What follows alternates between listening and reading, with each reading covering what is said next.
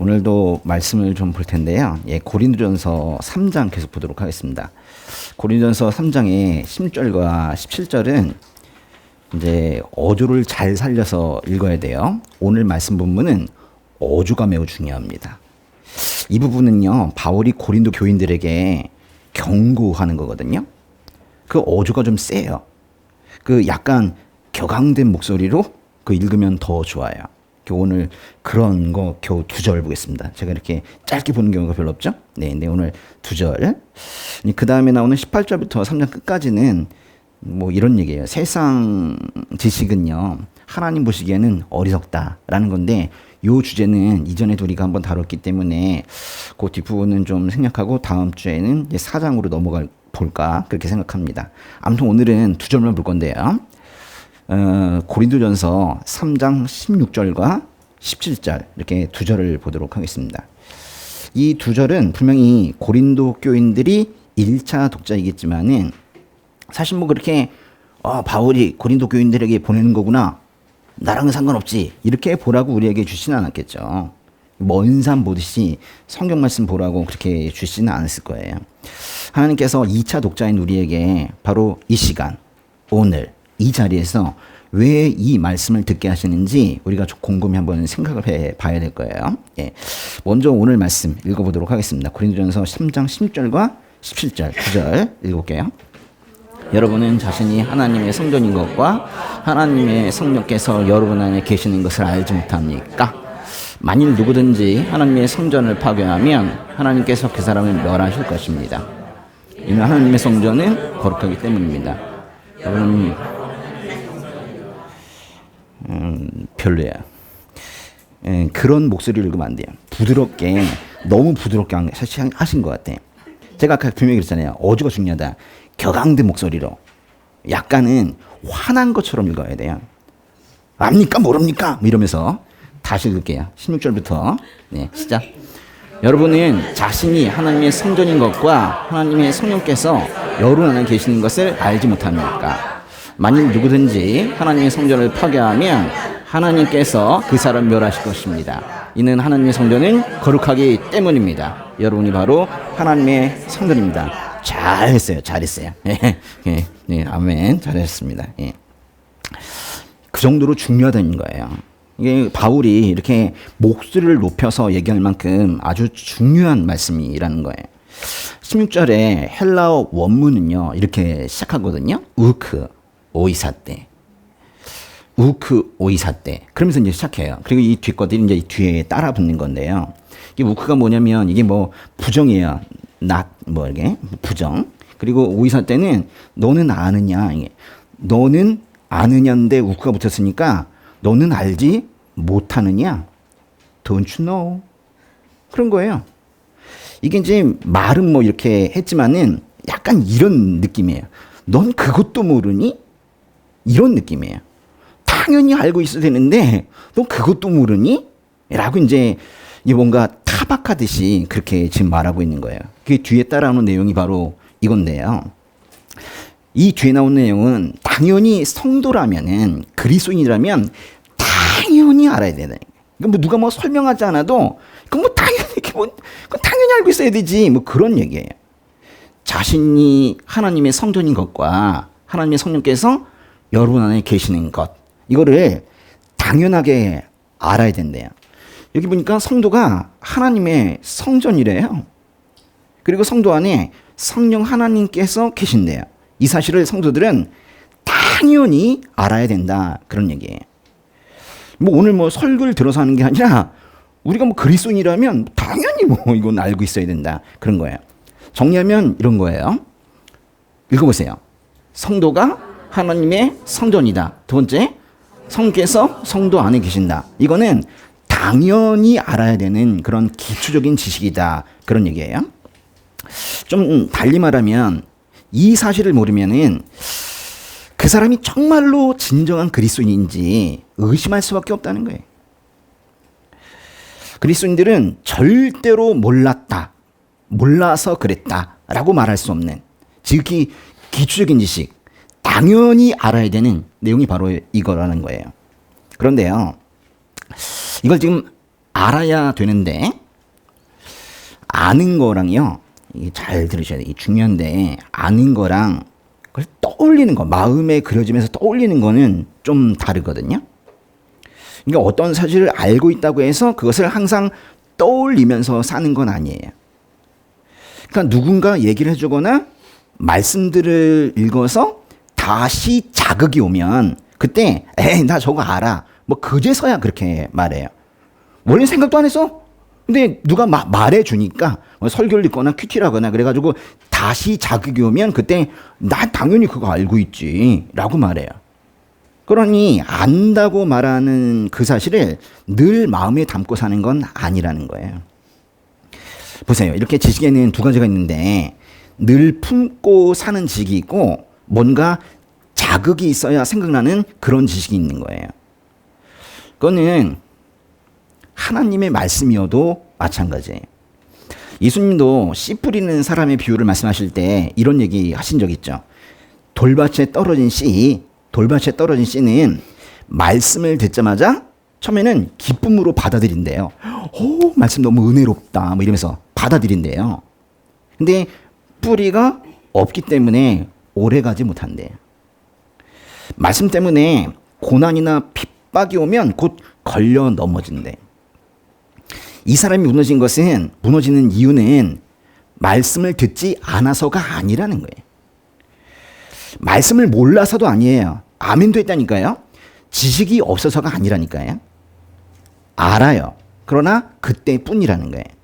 말씀대로 살려고 하다가 고난이나 핍박이 오면 바로 걸려 넘어진대요. 그런 사람들이 있다는 거예요. 또 이런 사람도 있대요. 또 가시덤불 가운데 떨어진 씨 같은 생활을 하는 사람이 있어요. 말씀은 들었는데 이 세상의 걱정과 돈의 유혹이 말씀을 막아서 열매를 결국 맺지 못하는 사람이 있다는 거예요. 이 사람도요. 말씀은 들었어요. 근데 그 말씀 앞에 이 세상의 걱정과 돈의 유혹이 눈을 가려버린 거예요. 그래서 말씀이 저 뒤에 가 있는 거예요. 지식이 있어도 그것이 적당한 때에 떠올라서 삶을 이끌면 참 좋겠는데 그렇지 못한 사람들이 많다는 거예요. 예수님께서 직접 말씀하신 거예요. 그러니까 사람들이 말씀을 듣지 않아서 성경을 읽지 않아서 안 변하는 거다라는 거는 아주 그거는 표면적인 얘기예요. 심지어는 읽어도 들어도 변하지 않는 거예요. 사람들이 말씀을 듣고 열매를 맺어서 100배, 60배, 30배 결실을 내는 것은 말씀을 얼마나 깊이 받아들였느냐의 차이가 있는 거예요. 깊이 받아들였다는 건 뭐냐면 그 말씀을 권위 있는 메시지로 받아들였다는 거예요. 이게 성경 말씀을 얼마나 권위 있게 받아들이고 있는지를 우리가 생각해 봐야 돼요. 우리는 사실은 권위자의 말씀이 아니면 절대로 따르지 않거든요. 부모들이 잘해야 돼요. 그래서 부모들의 말이 자식들에게 권위가 있을 때가 있거든요. 그러면 따르거든요. 근데 권위가 사라지면 따르지 않거든요. 권위가 사라지면 다 끝나는 겁니다. 우리는 누가 얘기했을 때 네 하겠습니다. 이렇게 얘기해도 권위자로 나의 권위자로 인정하지 못하면 그 사람이 말한 건 어떤 것도 지키지 않아요. 무서워서 하는 척할 수는 있겠죠. 그렇지만 진정으로 순종하는 경우는 없단 말이에요. 그러니까 하나님의 말씀을 몰라서 못 지키는 게 아니라 권위 있는 메시지로 받아들이지 않기 때문에 우리가 못 지키고 있는 거예요. 그래서 안 변하는 거예요. 하나님의 지혜가 늘 떠오르지는 않아도 필요할 때는 사실 떠올라야 되거든요. 심지어 근데 그것도 잘 안 되는 경우가 있다는 거예요. 내가 하나님의 성전이라는 사실을 깨닫기도 전에 내가 내 안에 성령 하나님께서 내주하고 계신다는 사실을 깨닫기도 전에 먼저 성령 하나님을 근심시키는 일부터 먼저 해버리는 거예요. 화를 내거나 죄를 짓거나 뭐 그런단 말이에요. 말씀이 나를 휘어잡기 전에 먼저 내가 나쁜 길로 가고 있는 거예요. 분명히 내가 하나님의 성전이어서 이것을 깨끗하게 관리를 해야 되는데 그걸 아는데도 불구하고 내 안에 성령 하나님께서 들어와 계시기 때문에 내 삶에 영적인 양식이 충분해야 된다는 사실을 아는데도 불구하고 우리는 그 고급스러운 명제를 떠올리기 전에 아주 매우 실망스러운 그런 감정 상태나 행위에 돌입하고 말아요. 참 죄를 짓는 데는 빨라요. 참 부정적인 감정에 사로잡혀 있는 것도 정말 빨라요. 말씀이 떠오르기 전에 먼저 돌입하는 거예요. 부정의 행동으로, 부정의 감정으로. 왜 말씀을 많이 읽는데, 심지어는 성경을 몇 동 뭐 그렇게 했는데 왜 변하지 않는가? 사실 여기에 문제가 있는 거거든요. 정확한 때에 말씀이 딱 떠올라서 나를 통제하면 얼마나 좋겠어요. 내가 나쁜 짓을 딱 하려고 하는데 말씀이 나를 딱 잡아가지고 그렇게 하지 마라. 그럼 얼마나 좋겠냐고요. 근데 도대체 그게 왜 안 되는 걸까요? 우리 마음에 더러운 것들이 많이 끼어 있어서 그래요. 나조차도 내 마음을 제대로 들여다 볼 수 없을 정도로 묵은 때가 나한테 많이 끼어 있는 거예요. 내 마음 나도 몰라 그런 상태가 되어 있는 거예요. 자기도 못 봐요. 그 마음 겉에 그 묵은 때 묵은 이끼가 엄청 끼어 있기 때문에 그 마음 상태가 뭔지 잘 모른단 말이에요. 그러니까 마음을 찬찬히 들여다볼 여유도 없는데 마음속에는 번잡한 것들이 벌떼처럼 날아다니고 있어요. 뭘 거기를 들여다볼 여유도 없어. 그런데 그러면서 또 기도는 부족한데 바라는 건 많고 노력은 안 하면서 탐욕은 크고 온통 정신은 생활의 문제로 복잡하니까 심지어 성령께서 내주한다는 그 사실, 이 안에 하나님의 영이 계신다는 사실도 잊고 사는 처참한 상황이 되고 있는 거예요. 성령께서 언제부터 우리 안에 내주하셨습니까? 사실 뭐 잘 몰라요. 그죠? 각자의 마음에 성령이 언제 오셨는지 그거 뭐 확실하게 알 수는 없지만은 예수님께서 지상 사역을 마치고 하나님 곁으로 가실 때 이 땅에 대신 보내주고 가신 분이 성령이시라는 사실만큼은 확실해요. 예수님께서 가시면서 성령을 우리 마음 가운데 보내주고 가셨죠. 그런 면에서 보면 요한복음 7장 37절부터 39절의 말씀은 정말 경쾌한 것 같아요. 한번 세 절 한번 읽어보겠습니다. 초막절에 가장 중요한 날인 마지막 날에 예수께서 일어나 큰 소리로 말씀하셨습니다. 누구든지 목마른 사람은 다 내게로 와서 마시라. 누구든지 나를 믿는 사람마다 성경의 말씀대로 생수의 강이 그의 배에서 흘러나올 것이다. 이것은 예수를 믿는 사람들이 받게 될 성령을 가리켜서 하신 말씀이었습니다. 그때까지 성령을 주시지 않았던 것은 예수께서 아직 영광을 받지 않으셨기 때문입니다. 누구든지 목마른 사람은 예수님께로 와서 생수를 마시라고 했는데요. 목마른 사람이 누구예요? 우리 같아요. 그렇죠? 삶의 갈증을 말하는 거예요. 삶의 갈증. 우리가 이제 숱하게 살면서 정말 예상하지 못한 일들이 자꾸 터지면서 왜 이런 일이 생기는지 인과관계를 찾고 그 삶에 질문을 던져요. 왜입니까? 근데 뭔가 답이 명확하지 않아요. 답이 명확하게 오지 않아요? 그런 삶을 우리가 살고 있거든요. 우리 이제 시험 보는 것처럼 뭔가 이렇게 질문을 하면 답이 딱 나오는 것처럼 생각하지만 삶은 실제로는 그렇지 않잖아요. 이게 오랫동안 물을 마시지 못한 것처럼 그렇게 우리는 목이 마른 상태로 살고 있어요. 삶에 갈증이 있단 말이에요. 동의하세요? 네, 실제로 그래요. 여기서 목이 마르다는 것은 사실 예수님께서 그 팔복 말씀하실 때에도 목이 마르다는 표현을 쓰셨는데요. 그 마태복음 5장 6절에 보면 이런 말씀 있죠. 한번 읽어볼까요? 복되도다 의에 줄이고 목마른 사람들은 그들은 배부를 것이다. 이때 이제 목이 마른 사람들이 나오죠. 근데 이 사람들은요, 그냥 목마른 사람들이 아니래요. 뭐 때문에 배가 고프대요? 의에 줄이고 목마른 사람들이죠. 탐욕 때문에 목마른 사람들이 아니에요. 목이 마르지만은 이 사람들은 의를 갖고 싶어 하는 거예요. 뭔가 갖고 싶은 욕심, 탐욕, 세상의 재물과 이런 것들 때문에 배가 고프고 목이 마르고 이런 사람이 아닌 거예요. 단순하게 목이 마르다고 해서 복을 받는 게 아니네요. 그죠? 뭔가 허할 때에도, 허한 느낌이 들 때에도 두 가지 의미로 허할 수 있다는 거예요. 의에 줄여서 목마른 사람이 있고 탐욕에 줄여서 목마른 사람이 있는 거예요. 의에 줄여서 목마른 사람은 하나님께서 생수를 주셔가지고 그 사람의 갈증을 해소시키죠. 해결하세요. 그렇지만은 탐욕에 줄여서 목마른 사람은 이런 사람 같아요.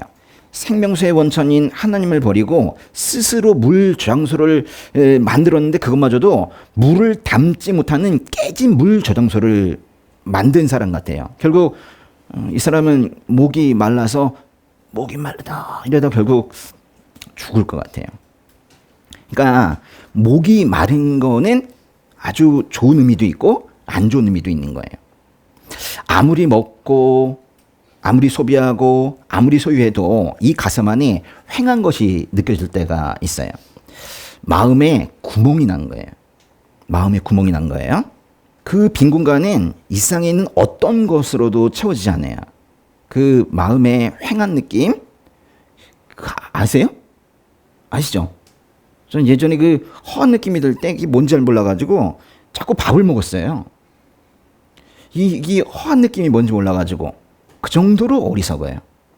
근데 실제로 이 허한 느낌은 그 밥을 먹어가지고 사실 채워지는 건 아니잖아요. 그걸 채울 수 있는 그 마음의 구멍을 채울 수 있는 유일한 것은 영원인 것 같아요. 영원. 사람은 영혼을 갈망하죠.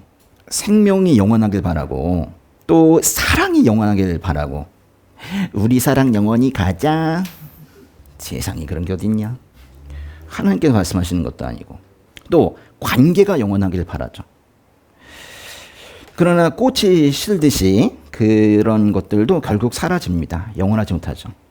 근데 하나님을 만나면 그 제한적이었던 생명에 영혼이 추가되어서 영원한 생명을 갖게 돼요. 영원한 생명, 영생을 갖게 되는 거예요. 근데 그거 아세요? 예, 사람은 원래 영생을 갖고 태어났어요. 원래 영생을 누릴 수 있었어요. 아세요? 창세기 보면 생명나무 열매를 계속 먹으면서 살 수 있었대요. 근데 그 옆에 선악을 알게 하는 나무도 있었거든요. 사람은 그 에덴 동산에 있는 생명나무 열매를 포함해서 그 많은 나무에 그 온갖 열매들을 다 따먹을 수 있었어요. 근데 딱 하나만 하나님께서 금지시켰거든요. 선악을 알게 하는 나무의 열매만 먹지 마라. 나머지는 다 먹어도 좋다. 99.9%를 먹어도 되는데 하나만 건드리지 마라 라고 한 거예요. 그 왜 선악을 알게 하는 나무를 만들어 두신 거예요? 너는 피조물이고 나는 창조자다. 그걸 확실하게 알라는 거잖아요. 네가 지킬 게 있다. 그래 뭐 큰 건 아니고 딱 하나 0.1% 그 정도만 지키면 된다 라고 말씀하신 거예요. 근데 그거 따먹었잖아요. 죄를 지은 거예요. 그래서 그 영원한 생명을 잃어버렸어요. 하나님께서는 불순종의 죄를 지은 인간들을 에덴 동산에서 쫓아내고 회전하는 불화를 두어서 더 이상 생명나무로 접근하는 것을 막았어요. 결국 지금 이제 사실 뭐 교회라는 것이 구원을 위한 그런 곳인데 구원이라는 것을 다시 말하면 이 생명나무로 다시 갈 수 있게 되는 거, 생명나무를 회복하는 거, 이게 바로 구원이에요. 그러니까 구원의 구체적인 형태가 바로 이 생명나무의 회복인 거예요. 성경의 처음부터 끝까지가 다 이 얘기죠. 그 창세기에서 생명나무 열매를 잃어버렸지만은 저 끝에 성경의 마지막 책인 요한계시록에서 그 생명나무 열매를 다시 찾거든요. 성경 얘기가 다 생명나무로 되어 있어요. 요한계시록을 보면 이런 말이 있죠. 이기는 사람은 생명나무 열매를 먹을 수 있게 된다. 이것이 너무 중요해서 사실 생명나무 열매를 회복하려고 성막을 지을 때에도 성전을 지을 때에도 그 에덴 동산의 생명나무와 꽃 모양 이런 것들이 그 성막과 성전을 다 장식을 했어요. 그걸 너무 회복하고 싶은 거예요. 근데 사실 뭐 그거를 사람이 예쁘게 하려고 오너먼트 만든 게 아니라 하나님께서 그렇게 하라고 하신 거거든요. 죄의 문제만 해결이 되면 생명나무 열매를 다시 먹을 수 있게 된다라는 그런 말씀이었단 말이에요. 구약의 성전은 생명나무를 품고 있으면서 그 회복을 꿈꾸고 있었는데 이제 하나님의 성전이 된 그리스도인들은 이제 생명나무이신 예수님을, 그 예수의 영을 이 가슴에 품게 된 거예요. 제가 얘기해도 상당히 멋있는 얘기인 것 같은데요. 다시 해야 되겠어요. 구약의 성전은 그 생명나무를 품고 있어요. 그 문이나 이런 것들이 다 생명나무란 말이에요. 그러면서 그 생명나무의 회복을 꿈꾸고 있었는데, 지금 이제 신약시대에 하나님의 성전은 그리스도인들입니다. 여러분이에요. 그리스도인들은 지금 아예 생명나무이신 예수님을 이 안에 품고 사는 거라고요. 그때나 지금이나 같다고요. 요한복음 7장에서 예수를 믿는 사람은 생수의 강이 그의 배에서 흘러나온다라고 했는데, 이것은 예수를 믿는 사람들이 받게 될 성령을 말하는 거래요. 그때까지 성령을 주지 않았다는 것은 예수께서 아직 영광을 받지 않으셨기 때문이래요.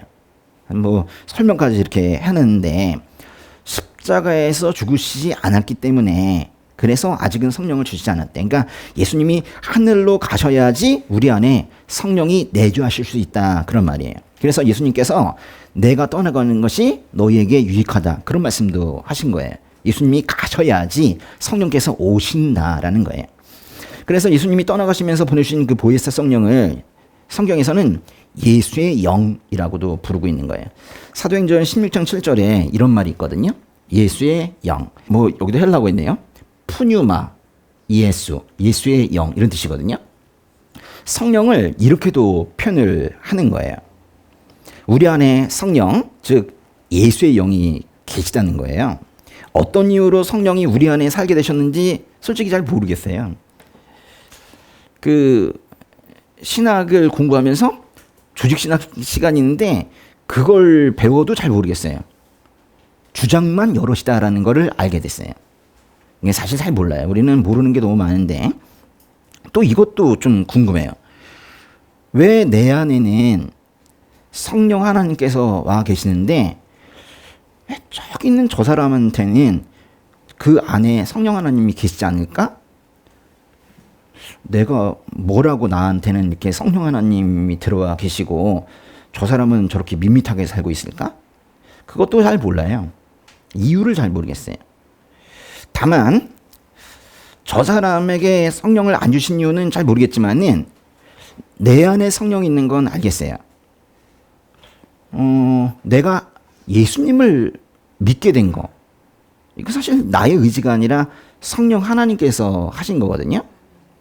또 기도를 하다 보니까 아무런 거리낌 없이 하나님을 아버지라고 부르면서 기도하고 있는 것도 놀라운 일이죠. 성령 하나님께서 이 안에 계시지 않으면 죽었다 깨나도 하나님을 아버지로 부르지 못합니다.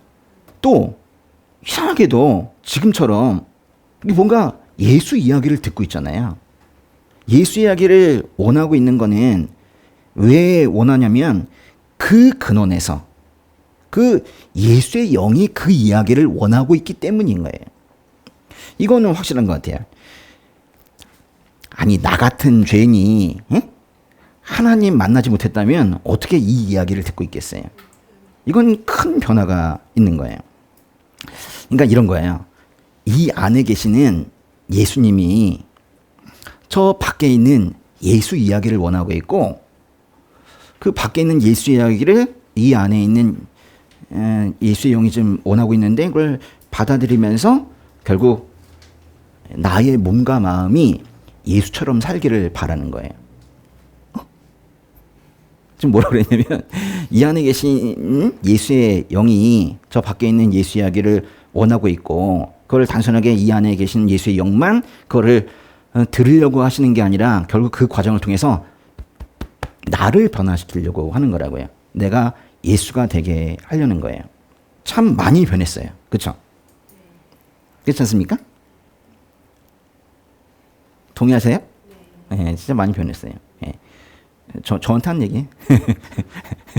제가 이제 그 예수지자교회에 어떤 그 분이 나중에 거기 뭐 팀장을 하셔가지고, 아 정말 되게 많이 변했습니다. 그랬더니 낱말하시네요. 네. 그래서 저는 더 심했대요. 그러면서 그러더라고요. 뭐 아직도 변해갈 게 많이 있지만은 그래도 이전에 비해서 진짜 많이 변한 것 같아요. 하나님 안 만났으면 어쩔 뻔했어요. 그렇죠? 네. 다시 고린도전서로 돌아가겠습니다. 16절과 17절을 다시 한번 읽겠습니다. 예. 여러분은 자신이 하나님의 성전인 것과 하나님의 성령께서 여러분 안에 계시는 것을 알지 못합니까? 만일 누구든지 하나님의 성전을 파괴하면 하나님께서 그 사람을 멸하실 것입니다. 이는 하나님의 성전은 거룩하기 때문입니다. 여러분이 바로 하나님의 성전입니다. 17절은요, 그 앞에 있는 16절보다 더 강한 어조로 말하고 있어요. 만일 누구든지 하나님의 성전을 파괴하면 하나님께서 그 사람을 멸하실 거래요. 무서운 얘기라고 했죠. 하나님의 성전을 파괴하면 하나님께서도 그 사람을 멸하신대요. 멸망시킨대요. 다른 번역에서는 하나님의 성전을 더럽히면 그 사람도 멸하신다, 뭐 이렇게 번역을 하기도 했는데요. 사실 여기 나오는 그 성전을 파괴한다는 말이나 그 사람을 멸하신다는 말이나 사실은 뭐 자주 쓰이는 단어는 아닌데 푸데이로라는 같은 단어를 쓰고 있어요. 이게 사실은 이 두 단어는 같은 거예요. 그러니까 하나님의 성전을 부수는 사람은 하나님께서 그 사람을 부순다는 거예요. 네가 부수면 나도 부신다니, 그런 얘기를 하시는 거예요. 그 이유가 뭔지 뒤에 나오는데요. 이는 하나님의 성전이 거룩하기 때문이래요.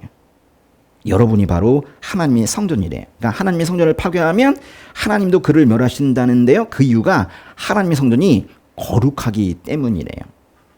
옛날에는 성막이 있었고요. 그 다음에 솔로몬 성전에 헤롯 성전, 뭐 이런 것들이 있었는데 지금은 성도들 자체가 하나님의 성전이에요. 이건 아까도 말씀드렸듯이 당연히 알고 있어야 되는 내용이라는 거예요. 여러분이 한 분 한 분이 성전이라는 거예요. 이거는 고급 지식이 아니라 당연한 지식, 기초 지식이라는 거예요. 하나님의 성전은 거룩하고 성도가 하나님의 성전이면 성도들도 거룩하다는 거예요. 거룩하게 살아야 된다는 거예요. 레위기 말씀처럼 우리도 스스로 거룩하게 해야 된대요. 하나님께서 거룩하시기 때문에 하나님을 따르는 우리도 거룩해야 된다는 거예요. 거룩. 사실 우리의 삶의 목표가 거룩이어야 돼요. 우리는 사실 칭의 되면서 이 죄인을 의롭다고 하시면서 최고로 의로워졌기 때문에 더 이상 의로워질 수는 없어요. 우리는 칭의를 우리가 좀 더 보탤 수가 없다고요. 더 의로워질 수 없어요. 그렇지만 더 거룩해질 수는 있습니다. 어제보다 오늘 우리가 좀 더 거룩하게 살 수 있어요. 가치관을 바꾸고 좀 더 성결하게 그렇게 살 수 있단 말이에요. 이게 단순하게 성결한 것만 얘기하는 건 아니에요. 거룩이라는 게 뭐라고 그랬어요? 세상과 구별된다, 다르다는 거예요. 경영학이나 뭐 심리학을 따라서 운영되는 게 교회가 아니에요. 세상에 있는 다른 단체처럼 싸우고 터지고 분열이 된다면 그건 교회의 속성을 잃어버린 거예요. 마지막으로 하나 살펴볼 것은 바로 17절에 그 성전을 파괴한다는 말인데요. 성도들이 하나님의 성전이고 그 성전을 파괴하면 하나님께서는 그 사람도 멸하신다고 했어요. 성전을 파괴한다는 게 도대체 뭐길래 하나님께서 그 사람을 멸하시기까지 하냐 이거예요. 이 무서운 표현을 쓴 게 하나님의 성전을 파괴하면 그렇게 하신다는 거예요. 여기서 성전 파괴는 그 어떤 건물이 부서졌다는 그런 의미는 아닐 거예요. 사실 뭐 성도 안에 건물이 파괴되면 성도를 부순다는 것은 그건 잘 맞지도 않는 비유이기 때문에 그런데요. 성전을 파괴했다는 것은 아마도 성전의 순수성이 사라진 것 같다라는 얘기 같아요. 순수성이 사라졌다. 이건 성도가 죄를 지어서 성전을 더럽힌 것도 포함을 하지만은 결국 크게 보면 어떤 얘기냐면요. 성전 파괴라는 것은 성전의 주인이 바뀐 거를 말해요. 뭐라고요? 성전 파괴는 성전의 주인이 바뀐 거를 말해요. 성전에 계시는 분이, 주인이신 분이 하나님이셔야 되는데 그곳을 사탄의 졸개인 귀신이 차지하고 있는 거예요. 그러면 성도는 그 귀신의 말을 듣고 행동하고 죄를 지어요. 그 악한 영의 꾀임에 그냥 홀랑 넘어가 버리고 마는 거예요. 결국 문제는 성도가 귀신의 소굴이 되느냐 아니면 하나님의 성전이 되느냐가 관건이에요. 사람이 거짓의 영, 음란의 영 등 나쁜 영에 사로잡혀 사는지 아니면 갈라디아서 말씀처럼 내 안에 그리스도께서 사시는 것인지 그게 중요하다는 거예요. 우리 몸이 거룩한 성전이 되었다면 다시는 이 집을 귀신에게 나쁜 영에게 내주어서는 안 된다는 거예요. 새 사람이 되었다고 그러죠. 새 사람이 되었다는 것은 그 집의 주인이 누구인지를 명확히 아는 거예요. 소유권, 소유의 개념이 명확해지는 거예요. 거짓말로 사람 속이고 악행을하게 종용하고 패배감이나 분노감에 사로잡혀서 휘청거리게 만드는 그 나쁜 영이 이 안에서 주인 행세하면서 우리의 목덜미를 잡고 있으면 안 돼요. 예배, 찬양, 큐티 가장 기본적인 건데 이런 것들을 이렇게 매주 이렇게 하는 이유가 있는 거예요. 어차피 뭐 구원받았는데 뭐 한 주 뭐 빼먹으면 어때? 아니라니까요. 우리는 그렇게 강하지 못하다니까요. 이 안의 주인이 누구인지를 제대로 고백하고 로드십을 제대로 세우기 위해서 나의 주인이 누구이신지를 제대로 인식하기 위해서 우리가 매주 이렇게 모이는 거예요. 굳이 모이는 이유를 알겠습니까? 에? 여러분이 구원을 받으라고 모이는 게 아니에요. 구원을 받았기 때문에 모이는 거예요. 구원을 이루라고 모이는 거거든요. 우리는 예수님이 하셨던 것처럼 귀신에게 말해야 될 것 같아요. 사람에게서 나오라고, 다시는 그 사람 지배하지 말라고 그렇게 꾸짖어야 되는 거예요. 마가복음에 보면 예수님께서 귀신을 꾸짖으면서 그렇게 말씀하시는 장면이 나오죠. 그 사람에게서 나오라 뭐 이렇게 외치세요. 근데 이거를 예수님처럼 우리도 우리의 삶에서 외쳐야 될 것 같아요. 예수의 이름으로 명하노니 내게서 나가고 얼씬거리지도 말아라. 이렇게 악한 영에게 외쳐야 된다고요. 그래서 이 안에 주인을 바꿔서 멸해지는 일이 없어야 돼요. 또 이 안에 성령 하나님께서 계신다는 사실을 늘 떠올리며 살아야 돼요. 마치 나의 아버지가 누구다, 해가 동쪽에서 뜬다 하는 정도의 그런 너무 당연한 지식처럼 그거를 이렇게 늘 생각하며 살아야 돼요. 그러면 이 안에 계시는 성령 하나님께서 근심하시는 일은 하지 않아요. 성령 하나님을 근심하게 하는 행동도, 성령 하나님을 가슴 아프게 하는 그런 언어도 쓰지 않아요. 그러면 그때 사람이 변하는 거거든요. 그러면 그 변화된 삶을 보고 주변에 믿지 않던 사람들이 한번 너 따라 한번 교회에 가볼까? 이런 얘기가 나온다고요. 전도를 하시는 건 참 귀한데 전도를 하지 않아도 옆에 사람들이 변해가는 나의 모습을 보고 이 안으로 이렇게 몰려오는 그런 역사가 있어야 되는 거예요. 기도하겠습니다. 네. 아버지, 우리 귀한 성도님들 한 분 한 분 기억하시고 오늘도 이렇게 주의 성전에 나와 주님께 자신의 마음을 드리면서 예배드리고 있는 이 모습을 기억하여 주시옵소서. 특별히 성도들이 하나님의 성전인 것을 잊지 않게 하시고 날마다 거룩을 목표로 한 발 한 발 나아갈 때 주님께서 도와주시기를 원합니다. 어제와 다른 오늘 늘 변해가면서 사는 우리 성도님들 될 수 있도록, 그리하여 신나게 살 수 있는 그런 삶이 될 수 있도록 아버지 도와주시옵소서. 예수님의 이름으로 기도드렸습니다.